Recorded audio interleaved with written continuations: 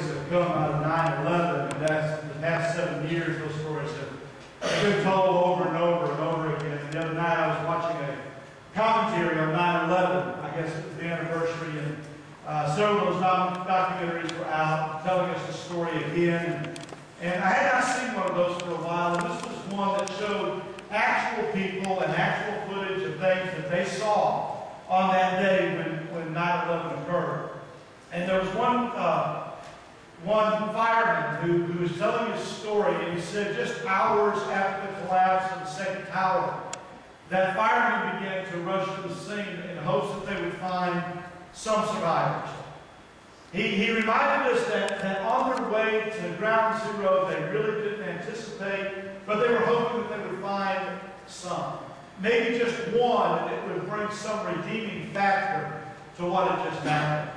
But this man tells the story of climbing up into the rubble, and they were knocking, and they were saying, if you hear us, knock back, and they began to hear a faint knock. And they managed to get to the place where they could look down into a hole, and sure enough, they could see part of a human being who was still moving and still alive, and was reaching out, trying to say to them, I'm here, I need you. And he said that he reached down in the hole and took the man by his hand and said, we're going to get you out of here, buddy. Called him brother, because that's what firemen call each other. And he said, brother, we're here, we're going to get you out. He held up the hand for a little while, and then he said that the siren went off. They had been told that there was still danger there, there would be more explosions, and that if they thought there was a risk, they would blow a siren, and that they were instructed and ordered to clear out of the area. That man said, I'm holding on to life, and I hear the siren, and I've been ordered, I've been instructed, I am obligated to let go of his hand and leave. So he obeyed. He obeyed his superiors. He obeyed his orders. He obeyed his instructions. He let go of the hand and said, brother, I'll be back. When they cleared out, they were given the all clear to go back in, he and his team raced back to the spot. But no sound. No movement.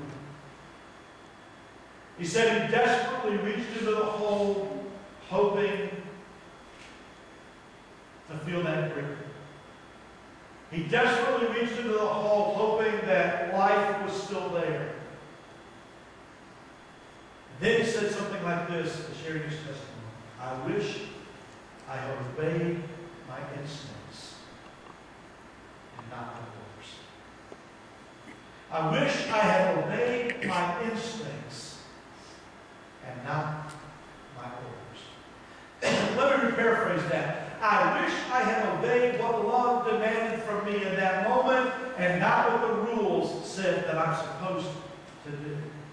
There's a difference between obedient because we have to and because we're obligated to. And we feel like it is the proper thing when someone says to us, this is what you're supposed to do, and you feel the obligation to obey back to that. There is a difference in obeying your heart.